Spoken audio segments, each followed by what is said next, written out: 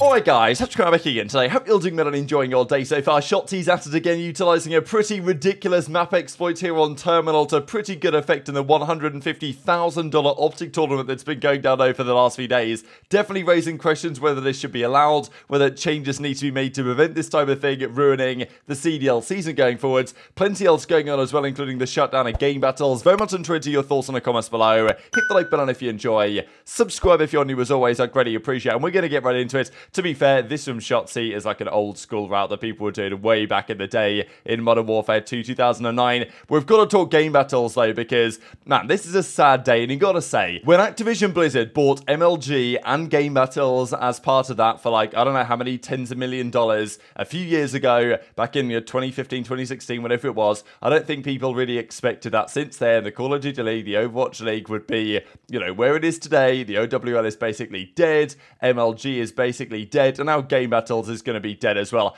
This is the platform that started it all for pretty much everybody. Even I watched competitive a little bit before I started to play Gamebattles, but definitely when I started to play GBs, that really catalyzed my interest in the competitive scene. And I don't know how many of the pro players we have right now in the league would even be around if there was no Gamebattles back in the day. So it was confirmed yesterday that GBs is shutting down as of January the 15th, 2024.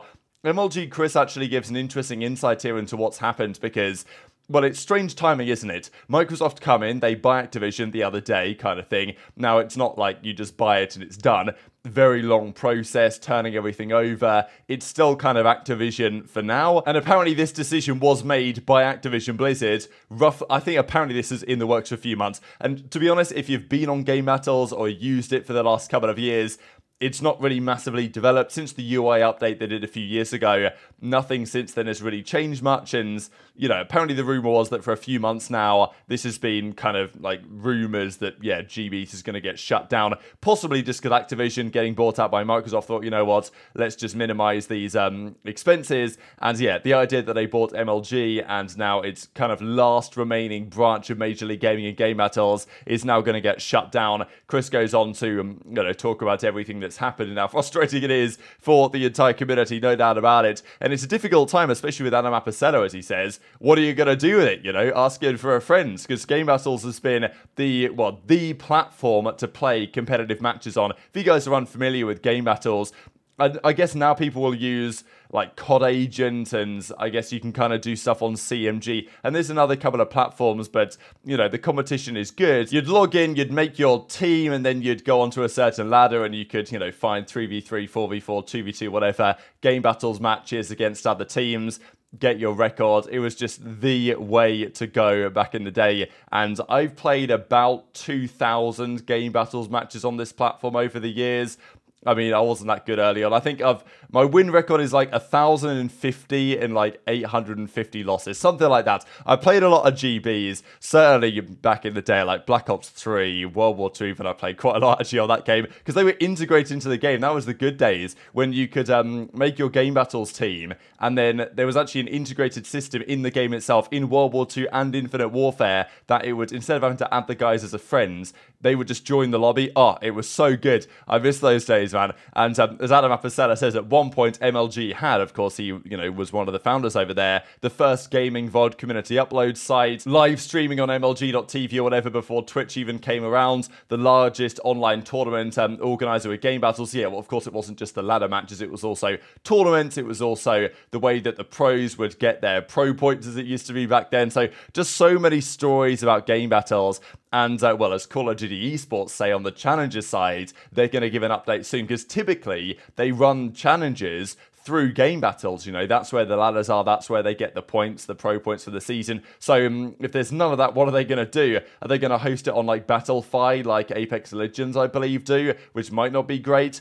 And, here's Moneybows looking at his, GB rank here and everything. This is his profile. There was a great few images as well that Shorstin found from back in the day on, thankfully, the Wayback Machine still has some of this stuff. This is Scump's old profile. This is just such good memories, as you guys can see here. Looking for a credit, Spotzzy sponsor, message me on Xbox or GB. There's this is Clayster's one. Clayster's profile is so old school, right? Member since February 12, 2005, which is so outrageous. And I think he's entering this year his 15th year of competitive play. So yeah, look at the picture he's got as well. This is just, I don't know, good memories. And it's just a shame. I don't know what's going to come next for this. I don't know whether somebody's going to be able to come along and say, all right, look, we're going to buy Gamebattles out, because I know there's been lots of talk about when Microsoft come in that they could revive MLG to some degree. Because now they do own MLG, you know, they've bought Activision Blizzard. They own Major League Gamebattles or Major League Gaming and Gamebattles. So they could revive it to some extent. And just to mention, this is aBeZy's one, which is pretty funny. aBeZy actually replied to this as well. He put this blog post up, as you could do back then. You can't argue my success, just don't. And aBeZy's like, yeah, pretty ice cold Gamebattles post. And at this time he was only, you know, 17. He hadn't joined that long ago. Active 5 hours ago, man. Yeah, good times. But gonna be rest in peace to Gamebattles, unfortunately, in the middle of January. So just another L. Like it's incredible how many L's they just keep stacking up over the last couple of months. Now let's talk about some potentially more L's for the competitive scene, in that certain players are moving in different directions. Havok has apparently decided to step away from competing, which, to be honest, makes a fair bit of sense to me. He's been killing it in content lately. Now, you know, maybe he just doesn't like the game so much. I don't know. It's interesting because Neptune has actually played this game for a few days, probably thinks, you know what, going back to Halo is the way to go, and that's what he's going to do. I'm kind of surprised that Neptune didn't make the decision before. But yeah, Havok has gone with Assault, Exceed, and Brack. He's now decided to step away. They've picked up JurNii instead to replace him. This is the Neptune news. So this was a similar team to the guys that Temp was going to team with. And Neptune's been obviously playing the game for a few days now and has now decided to return to competitive Halo. He then actually confirms this on Twitter and says, yeah, just an update on my own situation. I will be planning on competing again in Halo, feeling excited. And this, I thought, well, we'll get to this in a second from Space Station. First of all, I wanted to mention this from Decimate. Neptune spawned out on P5 Invasion and made the Halo announcement tweet. Because, yeah, that's not always so fun when you're trying to retake P5 on Invasion. But this is then what Space Station say, because there's been lots of speculation over the last couple of weeks, started really by Shotzzy, when Shotzzy revealed that OpTic were at least looking at potentially making a change. The rumour that then started to emerge was that it was possibly going to be Penguin coming in or whatever. I think he's changed his gamer tag now. I forget what he's going by now. But basically Penguin, formerly of Cloud9 and formerly potentially of SSG, joining OpTic in place of aPeZy. But that would then leave a spot open on SSG. And now Space Station tweeted out yesterday, you know, obviously this is Neptune, right? The planet Neptune.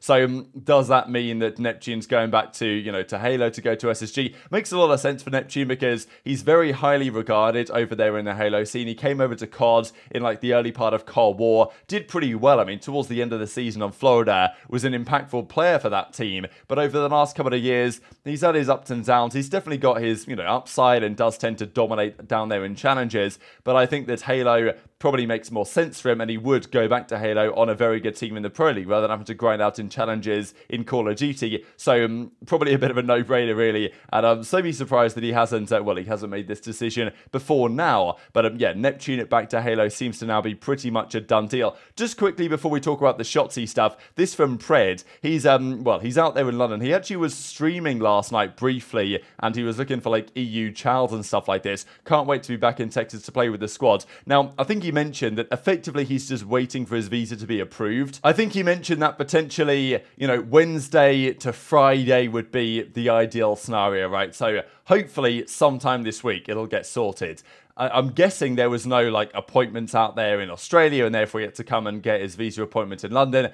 And look, if he's expecting Wednesday to Friday, you know how these things go. It's probably going to take an extra couple of days than that. But if you can get out there by this Friday, that would be pretty good. That's only a week after release. But as we're going to see later today, some teams, certainly FaZe, are doing a lot of practice right now, and they're trying to get as much of a head start as they possibly can. So as Pred says, yeah, can't wait to be back in the States, back in Texas, to play with the squad. And look, there's been lots of impressive clips that's been coming out over the last few days. Shotzzy looks very comfortable on this game. Dashy's had some good moments, so has Kenny. And we know that Pred's good at every single game he plays. So yeah, there's no doubt that the OpTic team so far is looking pretty tasty. And of course, there's been lots of great Terminal hardpoint gameplay over the last couple of days. But Terminal as a map now has been somewhat called into question. We saw an interesting spot that Shotzzy had back in the day, which I'm pretty sure was also possible way back in Modern Warfare 2 originally. I'm not sure this one was. And I think I saw somebody else do this the other day, so I'm not sure Shotzzy was the first to discover this. But nonetheless, and I'm pretty sure this can't have been possible back in the day because there was no deployable cover. So Shotzzy puts the deployable cover down here on terminal, jumps on kind of, you know, where you can run through the metal detector type thing or whatever. He jumps onto this, mantles up, and then hops all the way onto the roof. Now, it takes him a little bit of time to mantle around him. He actually changes some of his settings. So it's kind of funny because in the background, I'll share the clip for you guys in a second, Tommy and those guys are just kind of communicating like, oh yeah, I'm going to peek this, going to peek that. I'm going to try and get a first blood here. In the meantime, Shotzzy is just playing around with his settings, knifing this window and then like dolphin diving, getting a good timing through the window, gets out onto the roof here, and eventually picks up 3 kills to close out this round. Because eventually, of course, he crawls out and gets onto the roof, a spot that you're not really expecting. It's obviously good to take people off guard, but this is kind of insane that you can see down through all this glass here. So Tommy eventually gets traded, and then Shotzzy can just get the easy trade. To be fair, at this point in the round, we're like 12 seconds left. It was looking like they weren't going to win it. But some guy peeks out here from the cockpit that Shotzzy didn't even understand it was called. You know, what's a cockpit, if you guys saw the end of yesterday's video. And he gets the final kill to close out the round. So pretty outrageous stuff. Like us, if that makes sense. Hurry up. Alright, I'll get burger. Nothing rushed yet. One burger. Yeah, they're kind of pushing out. I'm watching comic. Yeah, Stunning over you, Chandler. Yeah, nothing. Didn't hit anyone. I'm nading it. I'm gonna try and snipe over this, Chandler, right? I think he ran back. Slow peeking right now with a sniper, right? Give me time. Watch right. Alright, I got comic. One's back, Eskies. Wait, give me 1 second. Hold on. I think this guy sees me. Are you still doing it, bro? You up there, bro? Where? Mid long. In the cubby. Nice. That wasn't him. That wasn't him. T-Smitty, he's there. He's still long. Yo. Where? Oh no! Stop punching. Can you fight? Can you fight? I got him. Fuck. You gotta grab bounce, right? Where's it? Oh my god.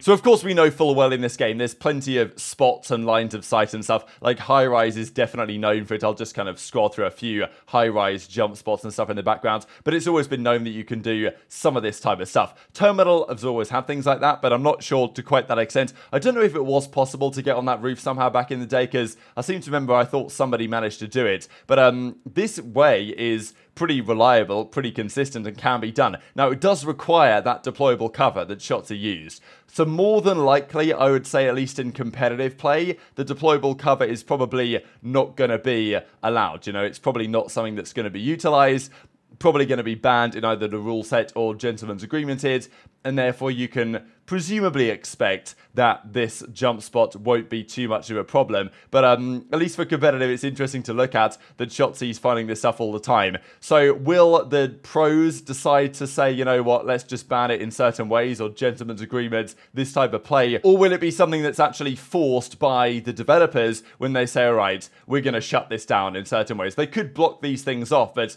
you know, these are the type of jump spots that kind of make the character of the game, as far as I'm concerned. They don't seem to put these things in the new games because, I don't know if the developers don't have the passion for it nowadays, but you don't seem to get these cool jump spots you used to get on maps like High Rise way back in the day. There's a few other cool ones as well here that a guy goes through, of course. So Sledgehammer is confirming they're working on some things. I'm guessing EOD is like the flak jacket thing to mitigate explosive damage. The tac sprint delay has a fixed schedule for that. The minimap red dots not showing elevation is scheduled. And then, yeah, the terminal bombs like getting planted through the plane is getting a fixed schedule for that as well. So they're working on some things, but yeah, possibly quite a lot still more to be done. So very much interested in your thoughts on all this stuff in the comment section below. Hit the like button if you enjoyed. Subscribe if you're new. Take care of yourselves, and I'll see you next time.